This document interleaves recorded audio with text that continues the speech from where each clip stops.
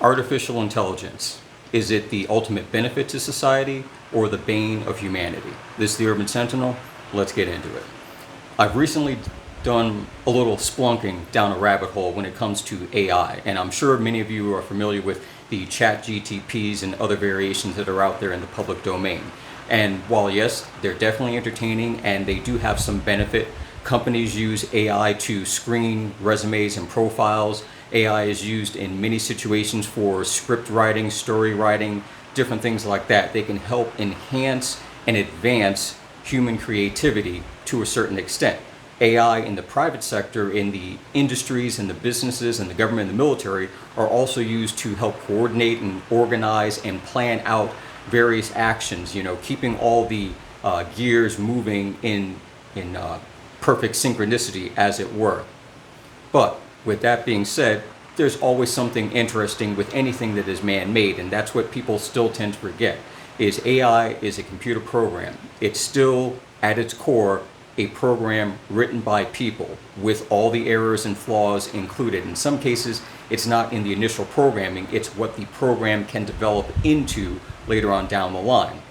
Now, with ChatGPT and several others, there seems to be this internet rabbit hole, as I mentioned before, with AI predicting certain inevitable demises of both humans as a whole species, our planet, and the ultimate universe. And for whatever reason, the year 2036 seems to keep continually popping up. Now, on the other side, in reality, yes, there are certain things, astronomically speaking, that are going on that physicists will concur that yes, there are natural occurring phenomena, asteroids and changes in the universal hum, as it were, but to the best of their knowledge, or at least to the best of their admitted knowledge, nothing dramatic is going to actually happen to us on Earth from outside our planet on that year. Now, with that being said, though, I did decide to use ChatGPT and just ask it basically plausible timeline for the current events moving forward to the year 2036. Now, I'm going to read briefly the top 5 AI predictions for 2036, and then I'll dive into the details that it gave me. Number 1, the global response to climate change intensifies with renewable energy surpassing fossil fuels by 2031. Number 2, technological advancements disrupt numerous industries, leading to significant job displacement and a reevaluation of social safety nets. Number 3, rising geopolitical tensions and cyber warfare threats reshape global dynamics, placing emphasis on robust security measures. 4, advances in medical research lead to breakthroughs in treating previously incurable diseases and elongating human lifespan. And 5, growing social unrest and political polarization amplify societal divisions, prompting a reimagining of global governance structures. Now, on the surface, it is what it is. It's still a computer program. It's still basing, to a large extent, a forward-looking pattern based upon existing, current, and historical patterns that it got from the internet. And that's all sources of the internet that the program is effectively keyed into and learned upon in its inception. Moving into the details of it, some of them get pretty interesting. And if you just stick with me now, it's the year 2023, but for whatever reason, it starts off with the number 1 as this: 2022. The global COVID-19 pandemic gradually comes under control due to widespread vaccination efforts, with regional outbreaks occurring intermittently. Now, the only thing I can think of is the particular version of ChatGPT that I installed. Perhaps its date programming was in the year 2022, and effectively everything in that year, when it was loaded up with information, started from that point. It continues on with that first one: social movements advocating for racial justice and equality gain momentum worldwide, leading to policy reforms and increased awareness. The United Nations strengthens cooperation and implements measures to address climate change, resulting in firm commitments from major nations to reduce emissions. China's influence as a global economic power continues to grow, and tensions between the US and China persist. Now, for the most part, that's pretty much any news headline over the last year and a half, 2 years, really. There's nothing dramatic about that. Now we move forward to the next phase, the year 2025. The number of electric vehicles on the road surpassed gasoline-powered vehicles in several countries, leading to a significant reduction in carbon emissions. The global economy experiences a period of recovery and growth driven by technological advancements, infrastructure investments, and international trade collaboration. Concerns over privacy and security increase as artificial intelligence and automation become more prevalent in various aspects of life. Rising sea levels and extreme weather events further intensify, leading to heightened discussions on the urgency of climate action and adaptation strategies. Again, nothing too shocking. It's par for the course. It really, for the most part, if you've watched the news once a week, any month during the year, over the last year, you've probably seen headlines, stories, and articles about these different things. So again, it's nothing that's too, nothing too shocking, nothing too far out in left field. In terms of what comes next as it moves forward, then it starts to get very interesting. 2028, the European Union experiences significant changes leading to closer integration among member states in areas such as defense, economic policy, and border control. Space tourism becomes increasingly accessible, opening up opportunities for private companies to explore commercial ventures beyond Earth. Emerging technologies such as 5G, quantum computing, and genetic engineering disrupt various industries and fundamentally change how society functions. Growing concerns over income inequality fuel political movements advocating for wealth redistribution and greater social safety nets. Now again, like I say, this is down a rabbit hole. Not too deep. I can still see the light above, but this moves into those areas that in other YouTube channels and even on my channel with various videos that I've done, I discuss about things moving towards a one world government, the WEF, all those things along that line where you don't take it all at once. You take small sections here and there, little pieces, put them together, tie them up, put them off to the side, and you start collecting. And once you've gotten enough, you've got everything together, everything as you need it, and it's all functioning under one entire unit. Now, fourth one, 2031. Efforts to achieve carbon neutrality gain significant traction globally, with renewable energy sources overtaking fossil fuels as the primary power generation method. Rising geopolitical tensions between major powers escalate, leading to an increase in cyber warfare and espionage activities. Advances in medical research enable breakthrough in curing previously incurable diseases, leading to prolonged lifespans and a reimagining of the healthcare systems. Automation and AI integration result in significant job displacement, prompting societies to reconsider concepts like universal basic income and expanded social welfare. Now again, individually, these are things that have been out there in the public. But when you start fielding the areas that they're involved in, when you start having AI used not just simply in software format, effectively, it's beyond just simply on your phone, on your computer, a program that you run. It's now something that is fully integrated into automated systems. The automated systems, once they're brought online, they tend to reduce the number of physical parts, human beings, that are needed to keep it going. If you've ever seen footage of an Amazon warehouse, you have the Amazon workers, some are on forklifts, some are walking about picking packages, but there's also huge, large acres of automated robots that are basically mobile carts. Packages and items are loaded up, and the AI that controls them moves them to the sections they need to be in to either be loaded up onto a truck or to be pulled by a human. When you complete an automation, you bring a full circle. If you can imagine the way most assembly lines for automobiles are, and most assembly lines for mass-produced items are, you have a lot of robotic arms putting things together, attaching things, moving things down an automatic conveyor line. You could have a warehouse like that where now you may only need a handful of humans to actually do the finalization of either loading up the initial packages that come in, and then the machines take over sorting where everything goes, or the finalization of getting them onto the truck. And with the advent of automated trucks and driving, the Cybertruck in particular, Just envision a Cybertruck semi that drives itself. It's going to have an automated sensor built trailer that can detect everything that gets loaded up onto it, know when it has everything going to the proper location. If there's a wrong pallet of something, it'll indicate to the system that, oh, this pallet needs to be taken off. The pallet by itself moves off, the correct one comes on, door closes on its own, and the driverless truck takes off. You may only need a human being there as an observer in case something happens, something tips over, the cart gets stuck on the automatic ramp going up, whatever the case may be. So you'll find that industries like that, many other industries, will become almost obsolete for people. You may have situations where, I'm sure many of you have seen automated soda dispensers where it's a single unit machine and you have a touchscreen with multiple soda options of all the various flavors. Now, if you have one person to load that up, whether it's the distributor, they load it up, but now it's loaded up with enough product to last a whole week before it needs to be refilled.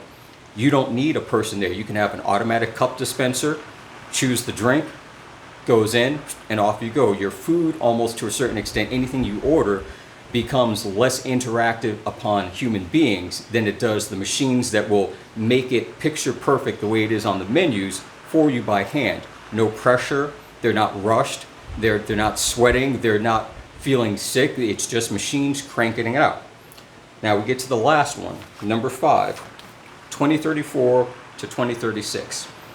The effects of climate change become increasingly severe, with more frequent and intense natural disasters impacting various regions, resulting in forced migrations and humanitarian crisis. Growing concerns over global food security lead to increased investment in vertical farming, sustainable agriculture, practices and alternative protein sources. Socioeconomic disparities between nations and within societies become more pronounced, fueling heightened social unrest and political polarization. The international community reevaluates global governance structures, seeking to adapt to an evolving challenges and ensure collective action on pressing issues. Technological advancements enable the proliferation of renewable energy solutions globally, creating significant shift away from polluting energy sources. Now, a lot of that, as I said before, by itself, not too shocking, nothing to clutch the pearls about. But when you look at the overall pattern that's there, first thing you see is an increased human dependence upon AI and everything that AI controls. An increased large government or non-government organization that controls the AI to determine who gets what depending upon the situation and services required. Get your small country to fall in line with our climate change policies, and then you get the benefit of having available food and other resources brought to you. Get your citizens in line with our new global rules and regulations, and you receive the benefit of being able to let them travel freely across your country and the regions around you or to other countries. It all comes down to the AI making things so convenient for us as humans that we basically make ourselves obsolete when it comes to doing things. And it gives the opportunity for uniformed powers, large groups that are working, even if they're effectively just by themselves, they're working in a sort of symbiotic harmony with other groups to control the large form of the human population, the masses as an overall. So you may not have an individual government that's going to stand up and say, we are the new world government and this is what we're going to do. You just simply may have a group of countries that suddenly all of their doctrine, all their rules, all their regs fall into line with each other. And they say, oh, it's just regional harmony. We're working together to make our area nice. Then you might have other large corporations that say, look, we have all these resources, we have this capability, we want to help all these other countries, we want to help all these other people. So we're going to come in, we're going to put up offices, warehouses, whatever it is that you need, we'll provide for you.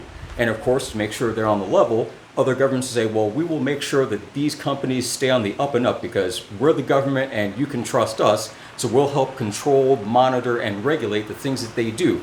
It may be simply passing laws, it may be doing certain levels of oversight, but suddenly you find that your individual ability to freely go about and do what you want to do becomes ever increasingly more regulated and more tied in.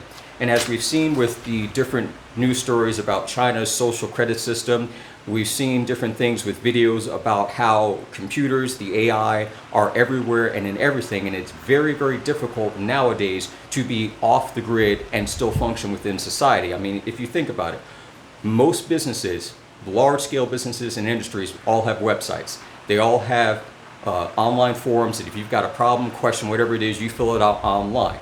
Banks, hospitals, everything is online. Even if you get brought into an emergency room, no ID on you, they're still going to put all the information about you that they have online, and something's going to pop up. It will hit a certain point where, if, as the example with the hospital, if you're a non-responsive individual, no ID, no nothing, there's going to be a point where they're just going to palm print you, ID print you, run it through an AI database. And if you've had a driver's license, if you've had a library card, if you've had any type of photo ID or fingerprinting done for anything, you'll show up in the system, and then boom, all your medical information will show up. And to a certain extent, I'm sure any legal information, criminal background, any financial information, everything that they need to know about you will show up. And it's not to say that they're going to have your full entire bio, but it is to say that that information will be there. Right now, there are a lot of things that are still not connected. You know, your social security information isn't connected to your health information. Your legal status for any criminal or any law proceedings is not connected to your financial situation. But once these AI programs that are individually based all link up together, you become one uniform ID. And I will say this, shout out to Prepper Nation.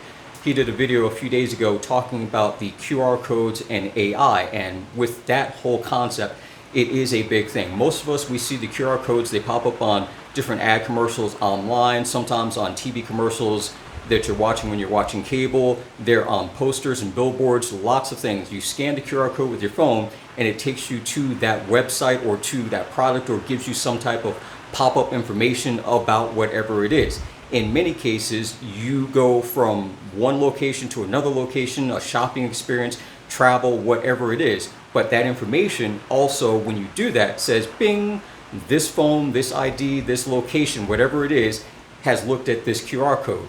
Now, what do we know about who's looking at it? And that information is nanoseconds to go back and forth. And a profile is built about you on your phone, on your laptop, wherever it is. All those things tie in together. And if you remember the movie Minority Report with Tom Cruise, it was set in the future. I forget what year period, but in the future, computer AI is running everything. And one of the things in one of the scenes was he was effectively on the run trying to hide out. And as he's walking through a small, like, indoor mall plaza, different small billboard advertisements, which we see, you know, at bus stops and inside the malls, at single stand kiosks, things like that, they change based upon who's walking by. So they're getting a full biometric body scan of you, facial recognition, gait recognition. If you've got any electronics on you, you know, if you've got a smartwatch, a Fitbit, cell phone, it's pinging out the information, and they present to you advertisements for the businesses around that may be of interest to you based upon you as a consumer, you as an individual. Things like that are already in place. They're just not all connected together. If you've ever seen at a hardware store like Lowe's, for example, and I'm sure there are other places, they look like small portable generators on a trailer with a tall pole and cameras on them. Those are connected to a remote security system that ties in not just the in-house security for the store that it's at, but the other security systems for the other stores in the chain. Effectively speaking, you walk into that store, you're walking around, the cameras are watching you. Even if there's not a person there, the cameras are recording you. Biometric and facial recognition is capturing you. You steal something, even if the alarm doesn't go off because you went out a different door, it understands that this activity was a theft. The outside cameras then also capture you coming out. They can pick up any vehicles around. So if you hop into a car, you know, a few lanes over, it's got a plate scanner. It scanned the plate, captured the plate, it's got the vehicle. That information goes out. So if you show up at the next Lowe's 5 miles down the road and say, yeah, I got this as a gift, it's not what I wanted, I just want to return it. Oh, store credit, cash, whatever, not a problem. They're already a step ahead of you. They're already expecting you. those type of things are going to be integrated, and at a certain point you won't even see those outside security cameras anymore. They'll be integrated within the entire area. You'll have it at a certain point where the lampposts will become those observers. You'll have stations all around. Buildings will have sensors that pick up cell phones and other electronic devices through the Wi-Fi and the Bluetooth and automatically start sending and receiving information. Even if you have stuff set on off or do not disturb or airplane mode, your phone is still active. So there's always a way to get that information from it. Even if it's just a single line for the user ID, it's going to get that information. With all of these things, with the AI that it predicted, these are things that when you look at them on a broader spectrum, give an indication of how very quickly, because again, it's the ease and convenience of AI that makes things better for us. It takes one thing off our plate that we're mentally thinking, well, I don't have to worry about that. The AI is going to take care of it. And that's where in a year, 5 years, 10 years, as things advance very quickly, and we all know the process of computers and digital communication and electronics as a whole makes extreme advances very rapidly. It's not a slow moving thing. It may seem like in January they've come out with 5G and they're pushing this, this, and this, but by the end of the year they're 3G's up and a whole new level of technology that you couldn't even conceive of, they've moved on to, because the research is there. The prototypes are done. It's just a matter of marketing and then physically getting it into the systems and integrating it with the existing systems or overriding the current systems and putting in the new systems. Sort of like the way that the IRS decades ago told people, hey, if you've got money in an IRA, you need to take it out of there and put it into a Roth IRA, otherwise you're going to lose everything. And that's what it was. You either took it out, put it to a Roth IRA, and they left you alone, or if you left it in there, that shit was gone. Now, with all that being said, again, this is just a rabbit hole. This is nothing definitive because, again, the AI bases its predictions off of what is known to it, what its research. But, again, I'm not a software engineer. I'm not a computer programmer. I mean, I can crash any computer system out there like that. But it's still dependent upon what the programming was in its initial core and what it has been capped off to do, what its parameters are. That makes the determination on how smart, how intelligent the AI actually is. But these are things based upon human history, human interaction, based upon input that's still coming in, still evolving. I don't know. Me personally, I'm not going to rule out anything on here because it's all plausible. So it's just a matter of staying prepared for what you can. There is nothing on there, as I said before, so dramatic that you won't be able to comprehend it. Everything that I read through, everything that the AI listed is things that are already happening to one degree or another, or things, events that will be happening based upon where we're at right now presently. But let me know what you think. Leave a comment, like, share, and subscribe. I'll catch you in the next one.